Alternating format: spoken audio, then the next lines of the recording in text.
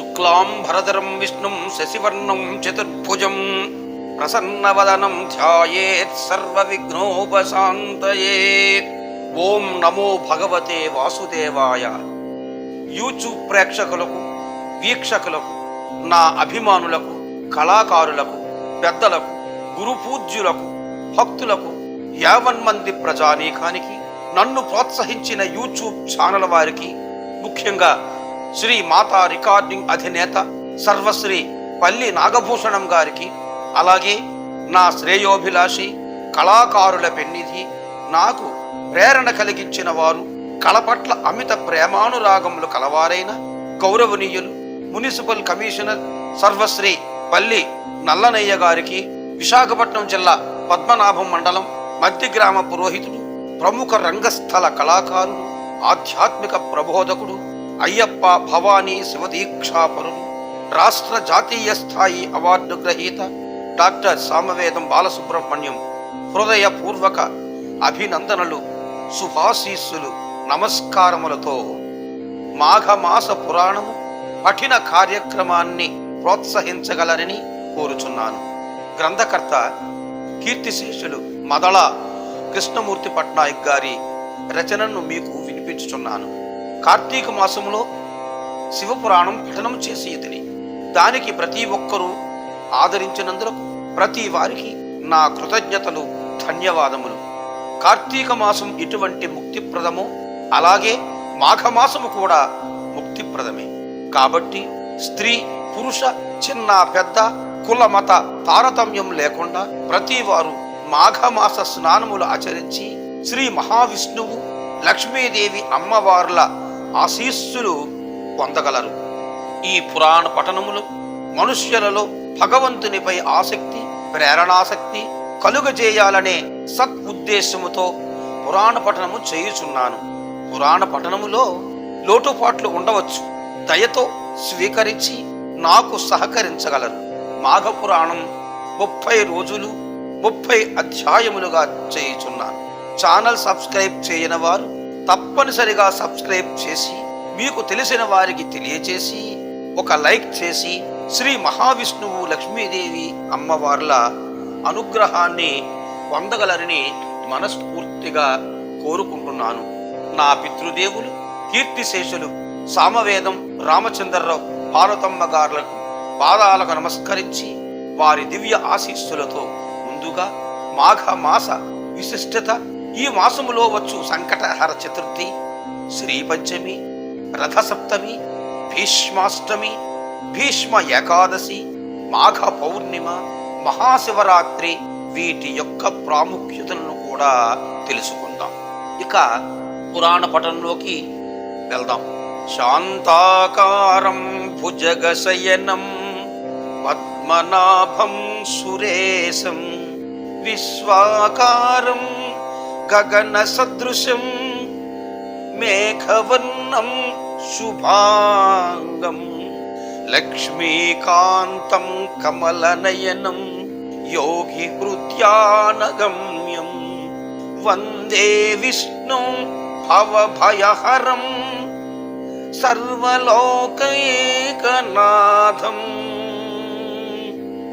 వందే విష్ణు భవభయహరం సర్వలోకైకనాథం.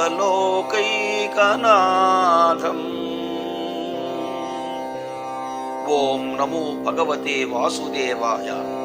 మొదటి అధ్యాయానికి స్వాగతం, సుస్వాగతం. ఈ మొదటి అధ్యాయం చెప్పుకునే ముందు మాఘమాసం తాలూకా విశిష్టత. మాఘమాసో మహాన్ మాస నేరం నారాయణాత్మకం ప్రాతః స్నానంచ పూజాంచ భుక్తి ముక్తి పదప్రభో తస్మాత్ ముముక్షవో జీవా యదత్వం ముక్తి వృత్తయే భజత్వం కేశవం దేవం శివం వాప్నిటలేక్షణం. మాఘమాసం సర్వోత్తమైన మాసం. నీరు నారాయణ స్వరూపం. ఈ సమయమున ప్రాతకాలమున స్నానము చేసి ఇష్టదైవను పూజించుట భుక్తిని, భక్తిని, ఇహలోక సుఖానుభవమును, మోక్షమును ఇచ్చు. కావున భయంకరము, బాధాకరముకు సంసార బంధము నుండి విడుదలను కోరు జీవులారా, భుక్తిని, విముక్తిని ప్రసాదించమని శ్రీ మహావిష్ణువు మాఘమాస ప్రవృత్తికై ప్రయత్నింపుడు సర్వదేవతా స్వరూపుడైన శ్రీమన్నారాయణుని కాని పరమేశ్వరుని కాని మాఘమాస వ్రతమును ఆచరించి సేవించి తరింపు. ఇక మాఘమాసంలో మొదటి అధ్యాయం. ఈ మొదటి అధ్యాయంలో ఎలా చెప్తున్నారంటే, ప్రపంచ దేశములన్నింటిలోనూ భారతదేశం కర్మ ధర్మ ధ్యాన పరాయణమై సర్వోత్తమమైన విశిష్ట స్థానాన్ని కలిగి ఉంది. అట్టి భారతదేశంలో హిమాలయాది పర్వతములు, గంగాది నదులు, నైమిషము మొదలైన అరణ్యములు మరింత పవిత్రమైనవిగా చేసిన పూజ మొదలైన వానికి అనేక రెట్లు ఫలితాన్నిచ్చేవిగా ప్రసిద్ధి చెందినాయి. వైశాఖము, ఆషాఢము, కార్తీకము, మాఘము మొదలైన పవిత్రములైన పుణ్యదాయకములైన కాలములో చేసే స్నానం, జపం, తపం మొదలైన వాని వలన వచ్చే పుణ్యం అగణ్యమైనది. అంటే అంత లెక్కకు రానిది అని అర్థం. పూర్వం మహర్షులు శ్రీ మహావిష్ణువు వద్దకు వెళ్ళి, స్వామి, స్నానానికి ధ్యానాధికమైన తపస్సుకి ప్రశాంతము, పావనము, సిద్ధిప్రదము అయిన ప్రదేశాన్ని మాకి భూమండలములో నిర్దేశింపుడని ప్రార్థించినారు. అప్పుడు శ్రీ మహావిష్ణువు వారితో, మహర్షులారా, నేను నా చక్రమును విసురుతాను. అది ఎక్కడ పడిందో ఆ ప్రదేశం తృణకాష్ఠజల సమృద్ధమై తపోయోగ్యమైన ప్రదేశముగా గుర్తించండి అని చెప్పి తన చక్రాన్ని విడిచినాడట. ఆ మహావిష్ణువు యొక్క చక్రమనేడికి పడిన ప్రదేశాన్ని నైమిసారణ్యము అని వ్యవహరిస్తూ సౌనికాది మహర్షులు అక్కడ స్థిర నివాసం ఏర్పరచుకుని ఉన్నారు. వారక్కడ నివసిస్తూ యజ్ఞ యాగాదులు చేస్తూ ఉంటే భూమండలములో వివిధ ప్రాంతములలోని ఆయా ఆశ్రమంలోని మహర్షులు చూడటానికి వస్తుండేవారు. అలాగే రామహర్షుడు, ఆయన కుమారుడు సూత మహర్షి అందరిలా ఆ యాగాన్ని చూడడానికి ఇచ్చేవారు. యాగం చేసే మునులు వాళ్ళని ప్రార్థించి విరామకాలములో పుణ్యకరములైన కథలు, విశేషాలను చెప్పుకునేవారు. అంటే నైమిసారణ్యములోని ఆశ్రమములో జప హోమాదులు లేనప్పుడు పుణ్య కథా ప్రవచనములు జరిగి అందరికీ ఆనందాన్ని, మనస్థైర్యాన్ని, భగవద్భక్తిని పెంపొందించేవారట. అలా ఒకప్పుడు సౌనికాది మహర్షులు చిరకాలం జరిగే యాగమునొక దానిని ప్రారంభించారు. ఆ యాగం కొన్ని సంవత్సరాలు జరుగుతోంది. అటువంటి యాగాన్ని చూడాలని చాలా మంది మునులు దేశం నలుమూలల నుండి ఆసక్తితో వచ్చారు. అలా వచ్చిన వారిలో సూత మహర్షి ఉన్నారు. సౌనికాది మునులు ఆయనకు ఎదురు వెళ్లి సగౌరవముగా తీసుకుని వచ్చినారు. తగిన ఆసనముపై కూర్చోబెట్టి అతిథి సత్కారములు చేసినారు. సాష్టాంగ నమస్కారములు చేశారు. ఆయనతో ఇలా అన్నారు, సూత మహర్షి, మీ తండ్రి గారు రామహర్షుల వారు ప్రవచనములలో ధర్మ విషయాలను వివరించడంలో సాటి లేనివారు. శరీరము పులకించి ఆనందము పారవశ్యించే రామములు కూడా పులకరించేటట్లు చేయగల సమర్థులు. రామములను హర్షము కలిగించువారు కనుక రామహర్షులని సార్థక నామధేయులైనారు. వారి కుమారులైన మీరు కూడా ఆయనంతటి వారే ఆయనకు తగిన పుత్రులని అనిపించుకున్నవారు. మా అదృష్టం వశం వలన మీరే యాగ సందర్శనకు వచ్చినారు. విరామ సమయములో మాకు పుణ్యకరములైన విషయాలను వినడం మరింత ఫలప్రదం అవుతుంది కదా. దయ ఉంచి మాకు కథలను వినిపించండి అని ప్రార్థించినారు. సూత మహర్షి వారి ఆతిథ్యాలను స్వీకరించి సుఖాసనంగా కూర్చొని వారి మాటలను విన్నాడు. తానును వారందరికీ నమస్కరించి చిరునవ్వుతో, మీకు నా మీద ఉన్న అభిమానానికి కృతజ్ఞుడని, పూర్వకార్యాలు జరిగిన చోట పుణ్యప్రదమైన విషయాలు చెప్పడం కూడా ఒక అదృష్టమే. అది కూడా యజ్ఞంలా పవిత్రమైన కార్యమే కదా.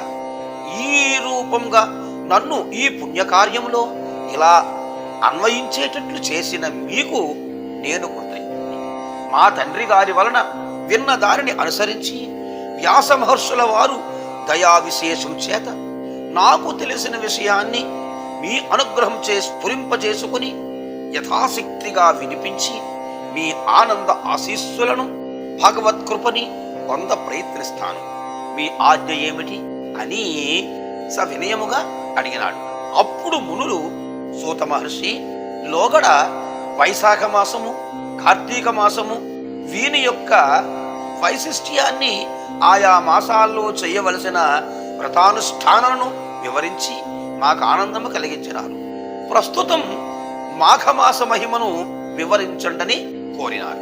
అప్పుడు సూత మహర్షి క్షణకాలం కళ్ళు మూసుకుని ధ్యానములో ఉండి తండ్రి గారిని గురువులను తలంచుకుని నమస్కరించి కన్నులు తెరచి మునులకు మరలా నమస్కరించి ఇలా ప్రారంభించినాడు. మహర్షి సత్తములారా, మీరు అడిగిన ప్రశ్న సారవంతమైనది. విశేషించి సామాన్య ప్రజానీకానికి మరింత ఉపయోగించేది. చదువుకున్నవారు కొద్దిమంది అయినా యజ్ఞ యాగాదులు తప జపాదులు చేసి పాపం పోగొట్టుకుని పుణ్యం సంపాదించుకుంటారు. వైవిధముగా చేసే సావకాశం లేని వారు తరించడానికి ఈ విషయం బాగా ఉపకరిస్తుంది. పూర్వము ఒకప్పుడు జగన్మాత అయిన పార్వతీదేవి పరమేశ్వరుణ్ణి ఇదే విషయాన్ని అడిగింది. కృష్ణమద మహర్షి మొదలుగు వారు చెప్పిన విషయాలను పార్వతీదేవికి పరమేశ్వరుడు ఈ విషయాలతో పాటు చెప్పెదును వినండి. పార్వతీదేవి పరమేశ్వరులతో, విశ్వాత్మక, సర్వలోకేశ్వర, సర్వభూత దయానిధి, ప్రాణేశ్వర, మీ మాటలు అమృతము కంటే మధురాతి మధురములై నా చెవులకు మరింత ఇంపుగానున్నవి. మాఘమాస మహిమను వివరింపగోరుచున్నానని ప్రశ్నించను. అప్పుడు పరమేశ్వరుడు, కళ్యాణి, జగన్మంగళ, నీవు అడిగిన విషయం మిక్కిలి నిగూఢమైనది, గంభీరమైనది. నాకిష్టురాలవైన నీకు చెప్పడానికి ఏముండును? తప్పక చెప్పుదును, వినుము. సూర్యుడు మకర రాశిలో ఉండగా మాఘమాసమున ప్రాతకాలమున స్నానము చేసిన వారు పాప విముక్తులై ముక్తి నొందుదురు. గోపాదము, మూత్రము మునిగే ఏ జలప్రవాహములోనైనా చేసిన స్నానము అధిక పుణ్యప్రదము. మొదటి స్నానము వాని సర్వ పాపములను పోగొట్టును. రెండవ స్నానము వానిని వైకుంఠలోక ప్రాప్తి కలిగిస్తుంది. ఇక మూడవ స్నానము అతనికి శ్రీ మహావిష్ణువే రుణగ్రస్తుండగుటెట్లు చేస్తుంది. ఇట్టి పుణ్యాత్మునికి నేనేమివ్వాలి అని శ్రీ మహావిష్ణువే ఆలోచనలో ప్రయోగలో మాఘమాసంలో గంగా స్నానము చేసిన వానికి పునర్జన్మ ఉండదు. మాఘమాసంలో ఉదయాన్నే నదీ ప్రవాహములో కాని సరస్సులో కాని స్నానం చేసిన వారికి ముక్తి కలుగుతుంది. ఊరి వెలుపలున్న సరస్సు, నుయ్యి, కాలువ మొదలైన వానిలో చేసిన స్నానము పాపనాశనం అవుతుంది, మోక్షదాయకం సుమ. తెలిసి కాని తెలియక గాని బలవంతముగా కాని మాఘమాసమున ఒక మారు స్నానమైనను సూర్యోదయమునకు ముందుగా చేసినచో విష్ణులోకము చేరు. అంటే ఈ నెలలో స్నానం చేసి పురాణం విన్నచో అతడు ఋషిగా జన్మించు. మాఘమాసమును మాని విష్ణువును అర్చింపక, దానము చేయక, పురాణమును వినక మాఘమాసమును గడిపిన వానికి మనోవాక్కాయ సంబంధములైన పాపములిట్లు పోవును. అతడు భయంకరమైన కుంభి పాక నరకమున బాధలు పడుచుండును. మదగర్వముచే మాఘమాసమున మానిన అధముడు నీచులను పలుమారులు, నీచ జన్మలను పలుమారులు పొందును. చలికి భయపడి స్నానము చేయవారిని చూడరాదు. అట్టి వారిని చూచిన పాపము పోవెలనన్నచో సూర్యుని చూచి నమస్కరింపవలయును. ప్రాతకాలము మాఘ స్నానము చేయని వారు పెక్కుమార్లు నీచ జన్మములందుదురు సుమా. దరిద్రులైనను బాలురైనను ప్రాతకాలమున స్నానము చేసిన శ్రీ మహావిష్ణువు దయ పొందెదరు. చిన్న పిల్లలు, అశక్తులైన వృద్ధులు హరినామస్మరణ చేయుచు ముమ్మాలు జల బిందువులను శరీరముపై చిలకరించుకొన్నను పుణ్యమే. నీచుడైనను మాఘమాసమున చేసిన పాపములను వీడి పుణ్యాత్ముడగును. ఎట్టి పాపకర్మలు ఆచరించిన వాడైనను మాఘమాస ప్రాతకాలమున మాయందు స్నానమాడించినచో వాని పాపములను మేము నశింపచేతుమని జలములు ఘోషించుచున్నవి. మాఘ స్నానము చేసిన వారికి సంసార భయము లేదు. ఆడంబరము కొరకు గాని భయము చేత గాని బలవంతముగా గాని మాఘస్నానము చేసిన వాడు పాప విముక్తుడై పుణ్యాత్ముడగును.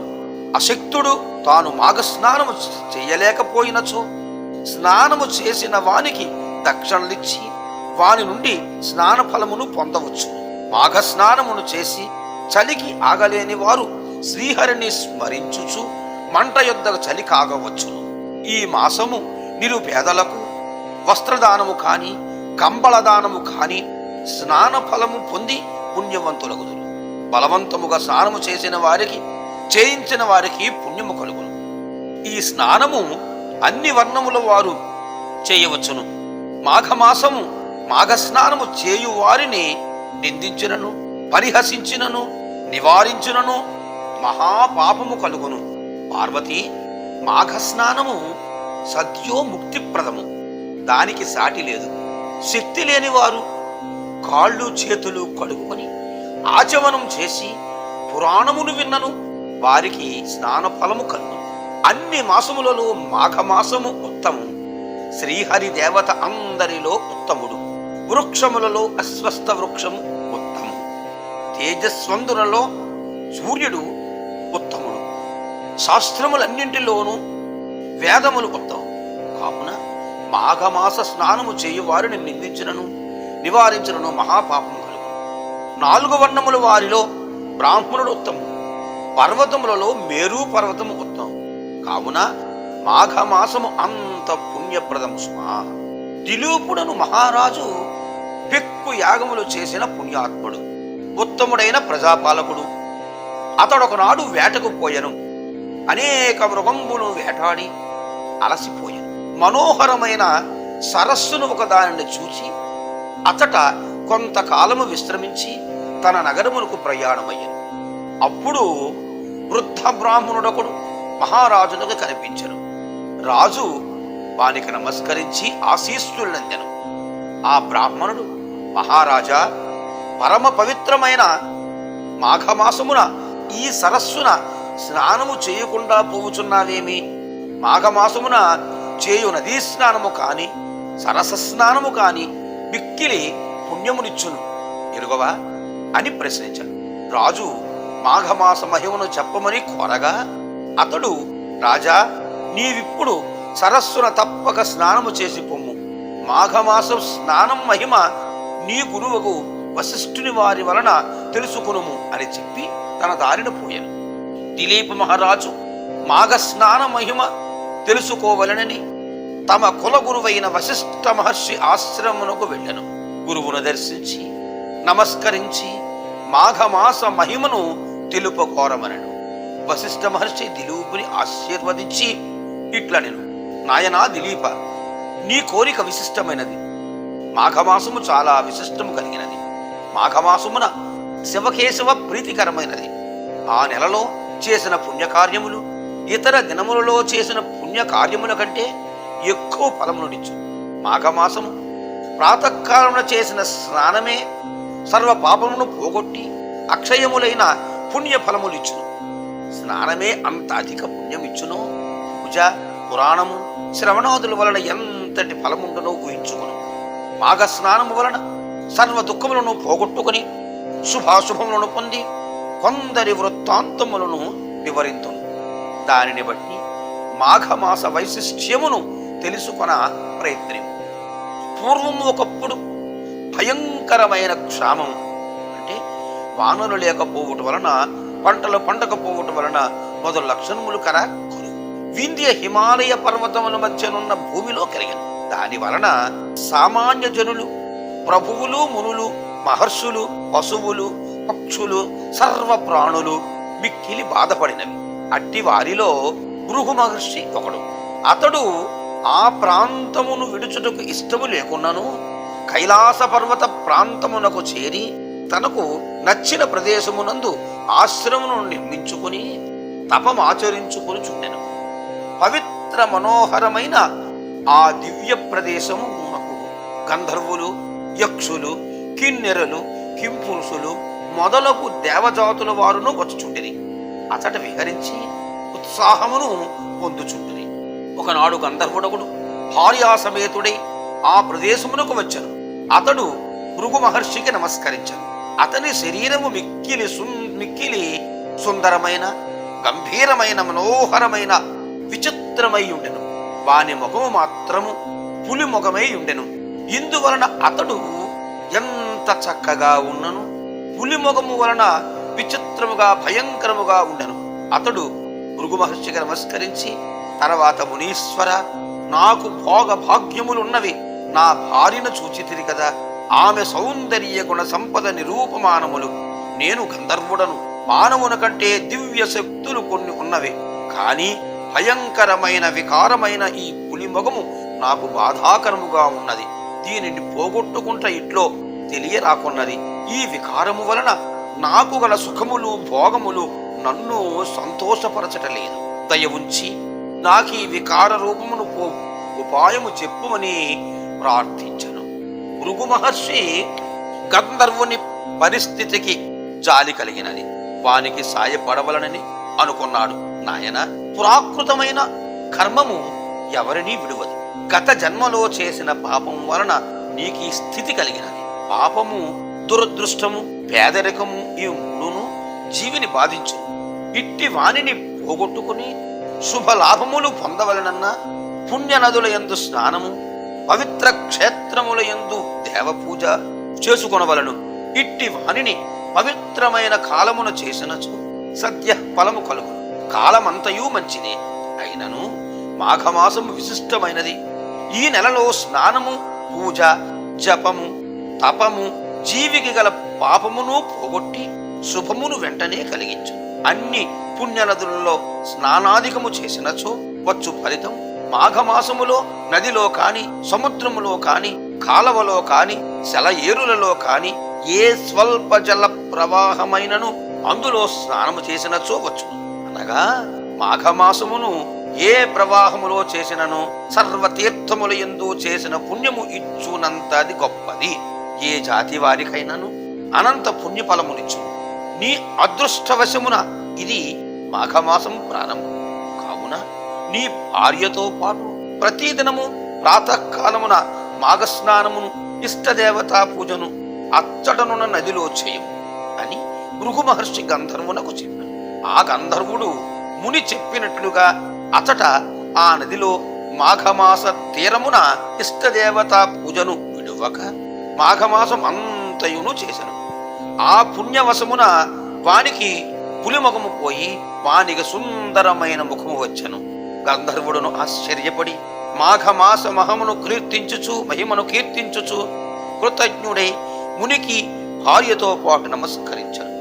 అతని ఆశీర్వాదము పొంది తనతో పాటు తన లోకమును కలిగను. దిలీప్ మహారాజా, మాఘమాస స్నాన మహిమను గమనించితివా? మరి ఒక కథను చెప్పుదును వినుడు అని వశిష్ఠుడు ఇట్లు పలికెను.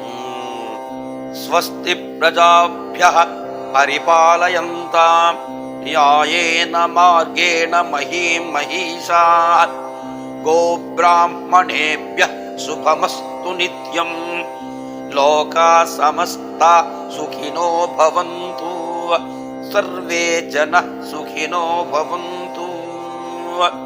తథాస్తు. స్వస్తి. మరలా 2వ అధ్యాయంలో కలుద్దాం. నమస్కారం.